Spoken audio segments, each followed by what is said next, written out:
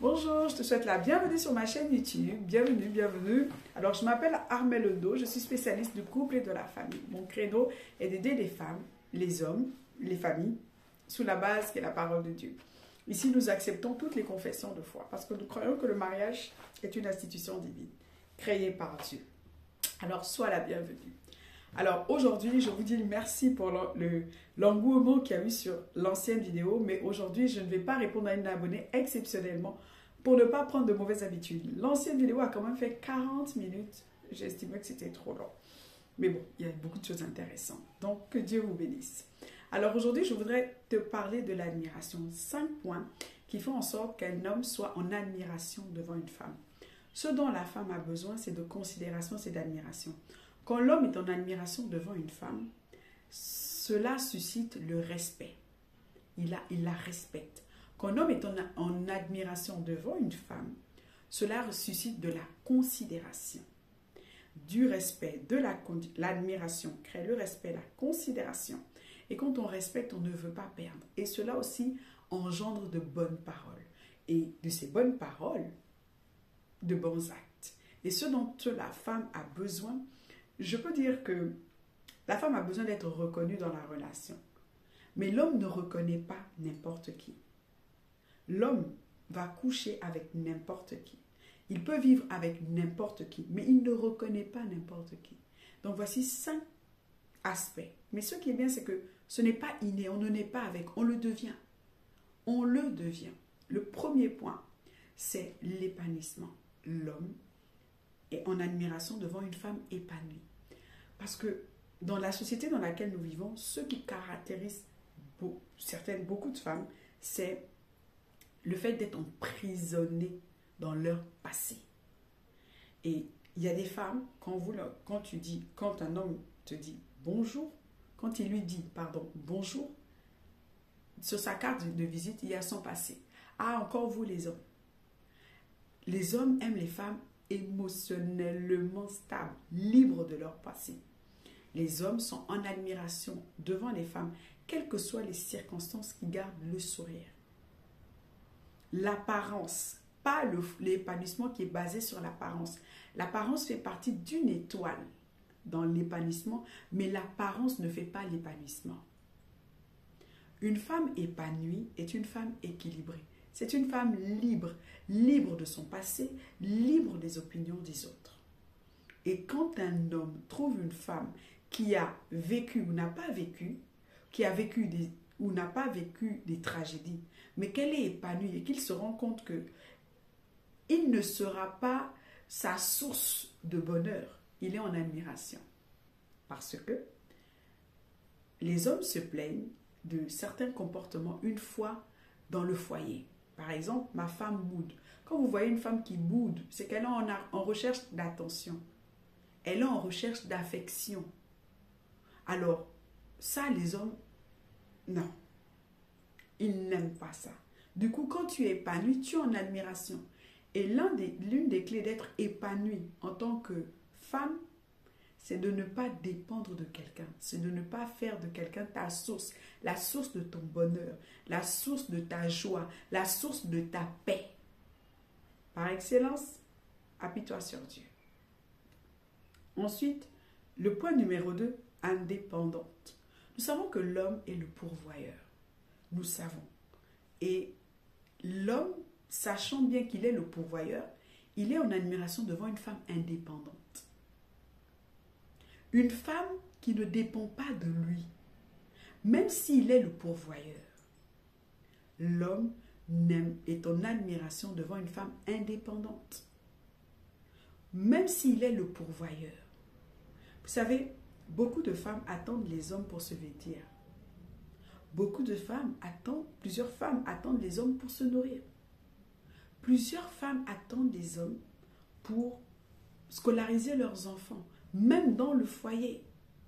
Beaucoup de femmes attendent les hommes pour s'acheter des sous-vêtements, pour se coiffer, pour se maquiller. Et on le renvoie à la responsabilité de l'homme. Ce qu'il fait que, en réalité, cela diminue la femme. Même si c'est ton époux, même si c'est ton conjoint, ce que tu veux, ton fiancé, il ne doit pas se dire qu'à tes côtés, il sera là pour s'épuiser émotionnellement, financièrement. Tu dois être indépendante. Indépendante. Tu ne dois pas être le genre de femme qui, quand il y a un manque, tu l'attends. Tu peux l'attendre pour les grandes questions.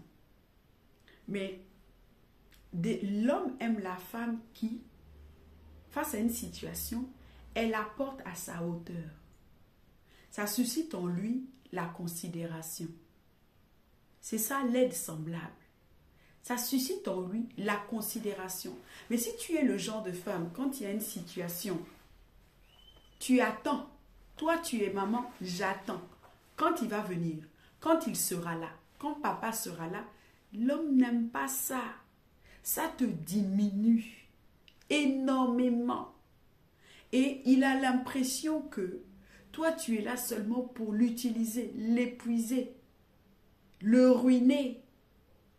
Tu dois être indépendante. Et quand tu as une indépendance, il est en admiration. Ça suscite aussi la confiance. Tu dois être le genre de femme qui, l'homme, doit se dire grâce à toi. Même quand on parle de scolarité, tu dois avoir un peu. Il te considère. C'est ce qui dit que tu existes. Ça crée ton existence dans la relation. Vous savez, il y a des couples où, quand l'homme dit gauche, la femme fait gauche, droite. Pourquoi? Parce qu'elles ne sont pas indépendantes. Elles ne sont pas indépendantes. Elles dépendent d'eux. Non. L'homme n'est pas en admiration. Et généralement, quand il rentre dans une relation et qu'il se rend compte que la femme dépend de lui, vous savez ce qu'il fait? Il la chosifie. Il la chosifie. Elle devient une chose.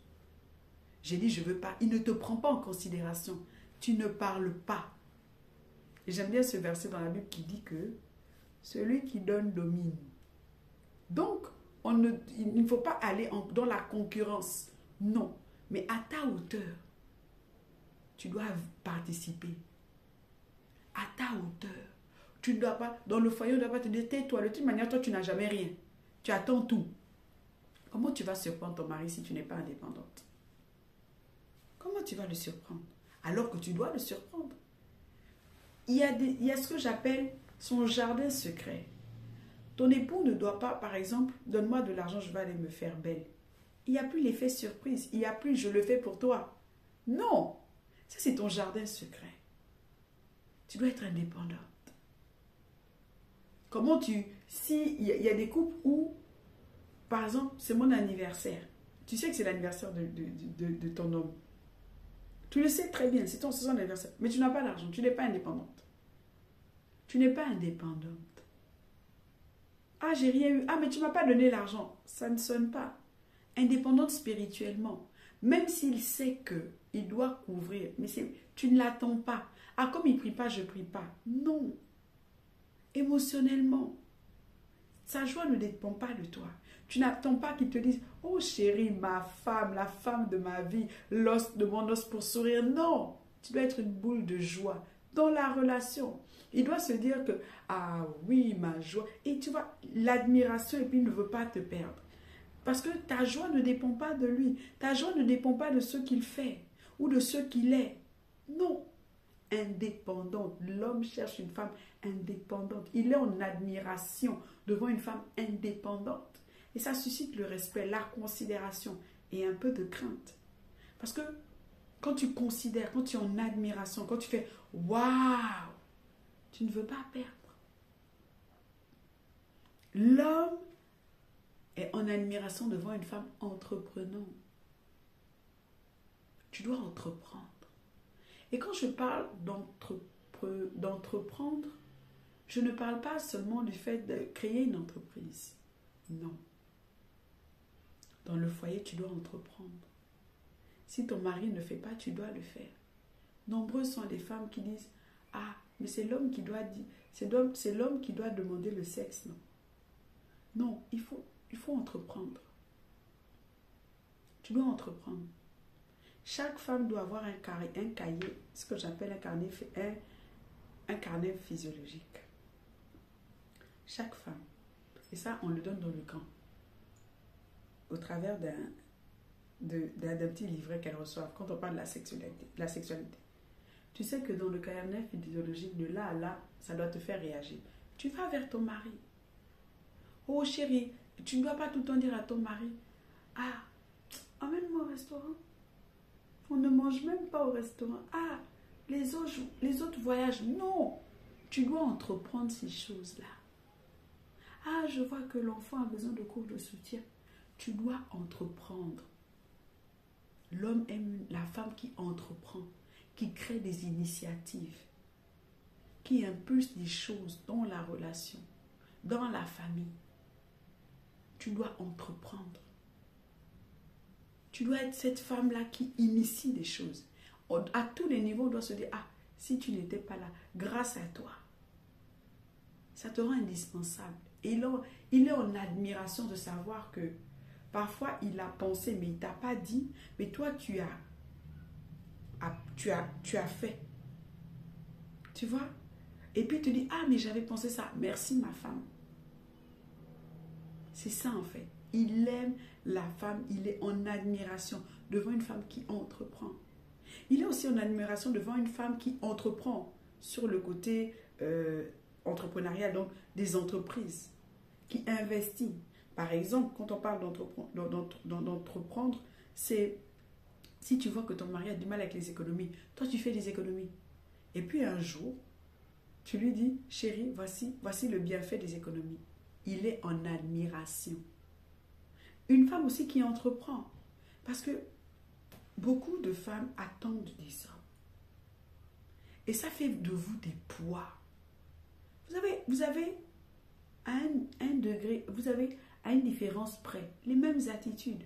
Le droit de penser, le droit de parler, le droit de vivre, le droit d'agir, le droit de poser des actes. Nous l'avons en commun. Le droit d'avoir une vision. Nous l'avons en commun, homme-femme. Alors, parfois, si tu vois que lui, il ne l'a pas ou il procrastine là-dessus, entreprends. Entreprends-le. Dans le mariage, on ne parle pas. On entreprend. On initie. On insuffle. On n'attend pas l'autre. On fait ce qui fait fonctionner la relation, la famille, le mariage, le couple. Quand tu vois ton mari et puis tu sens qu'il a besoin de quelque chose, entreprends-le. Ne lui dis pas, mais je crois que... Ou, non, entreprends-le. L'homme est en admiration devant les mères attentionnées. Oui. Généralement, on juge une femme à sa capacité de s'occuper de ses enfants. C'est pourquoi, dans la parole, dans la Bible, c'est écrit que ne fais pas honte à ta mère. Quelque chose, il y a un verset où on parle de honnir la mère selon le mauvais comportement de l'enfant. L'homme est en admiration. Vous savez, susciter l'admiration de votre époux, de votre conjoint, de votre partenaire, va créer en lui la considération, le droit à garder, à préserver. Vous ne pouvez pas être une mère et ne pas être attentionnée sur tous les plans. Vous savez, un enfant sort de vous. Souvent, j'entends des mères qui disent, oui, c'est ma vie. Bon, ok, ça c'est un autre débat. On va pas voir. Oui, c'est ma vie, chair de mon sang. Non, mais il sort de vous. Vous l'avez porté entre la vie et la mort. Et la manière à laquelle vous le traitez, sur le plan physiologique et même sur le plan émotionnel, on dit long sur vous. Et beaucoup de pères sont en jugement. Quand je dis jugement au tribunal, non. Mais ont condamné beaucoup de mères dans leur cœur. Quand on regarde vos enfants, on sait si vous êtes une femme attentionnée, une bonne mère ou si vous êtes quelqu'un de négligé. Vos enfants doivent toujours être propres, rien à redire. Bien enseignés sur la voie, il ne doit avoir rien à redire. Et c'est comme ça que vous suscitez l'admiration.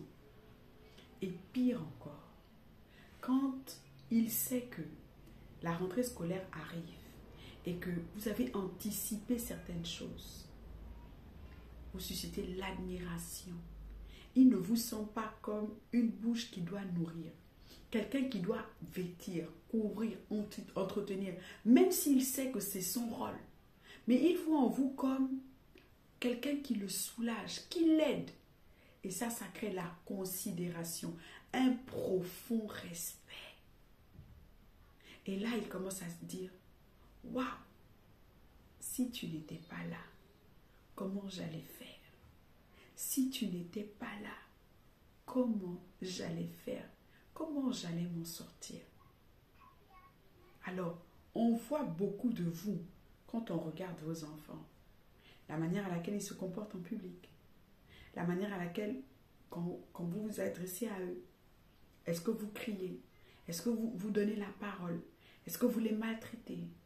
On regarde leur apparence, les cheveux, les ongles, les oreilles, les vêtements. Est-ce que c'est bien entretenu? Est-ce que c'est froissé?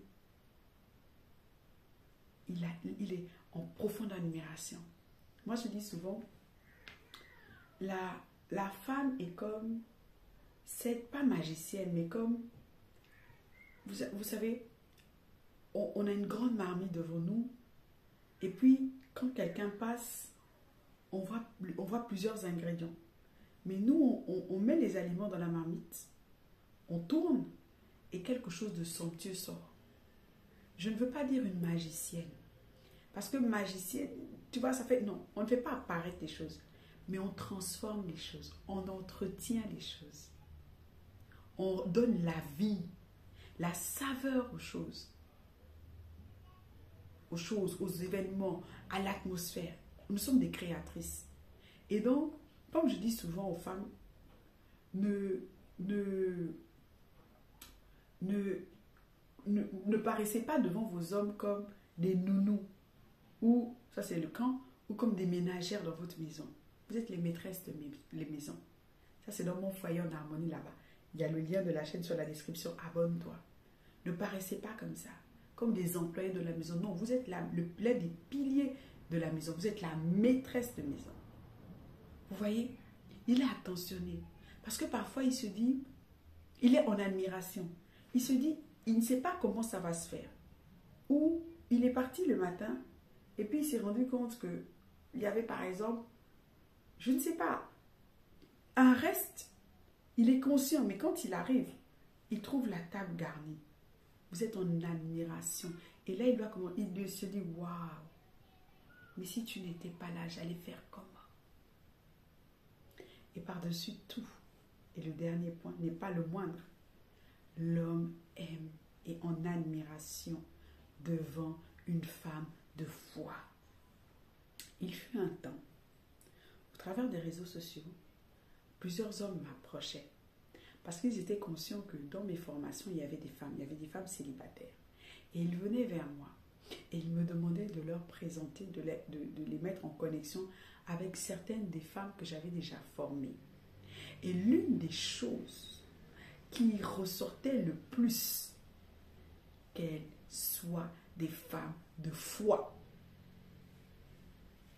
même quand ils n'étaient pas chrétiens. Et j'ai mené cette enquête en dehors des hommes, enfin des sollicitations au travers des réseaux sociaux. J'ai demandé à mes frères, moi je suis la seule fille, j'ai 3 frères. J'ai posé la question à mon frère, qu'est-ce que tu veux d'une femme? Tu entends? Je veux une femme qui prie. Les hommes sont en admiration devant les femmes de foi. Je vous assure, quand vous êtes une femme consacrée, quand vous êtes une femme qui suivez le Seigneur en esprit et en vérité, quand vous êtes une femme qui, par vos paroles, vous apaisez les tempêtes, quel que soit ce qui se présente devant votre porte, vous savez parler le langage de la foi, qui est le langage de l'espoir, qui est le langage de l'encouragement, qui est le langage de tout ira bien, qui est le langage qui apaise la tempête. L'homme est en admiration. Il vous voue une admiration totale. Femme de foi. Moi je veux une femme qui prie. Et souvent je ramène, pourquoi une femme qui prie? Parce que les hommes sont parfois instables, imprévisibles. Ils ont besoin et ils sont conscients du fait que s'ils doivent gagner dans la vie, ils doivent être accompagnés par une force. Et l'une de ces forces, c'est la prière de sa femme. Alors quand tu es une femme de foi, qui a le langage de la foi, les actions de la foi, les mouvements de la foi, il est en totale admiration devant toi. Total. Surtout quand il te parle d'un projet et qu'il te voit courir avec dans le jeûne et la prière. Tu deviens comme son porte-bonheur, son levier vers la percée.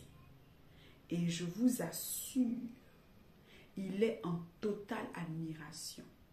Et ce sont ces 5 points qui font en sorte que on puisse juger un homme dans la société. Quand un homme se rend compte qu'avec elle, ça marche, avec elle, je suis considérée, avec elle, je suis propulsée, avec elle, ma dignité est préservée, il est en totale admiration devant vous. Vous n'avez pas besoin de, comme je vous ai dit, l'amour que l'homme perçoit d'une femme, c'est le respect et le bien qu'elle puisse lui faire. L'homme peut dire « je t'aime », surtout quand il n'est pas renouvelé. Il va dire « je t'aime », oui, je t'aime, oh, je t'aime.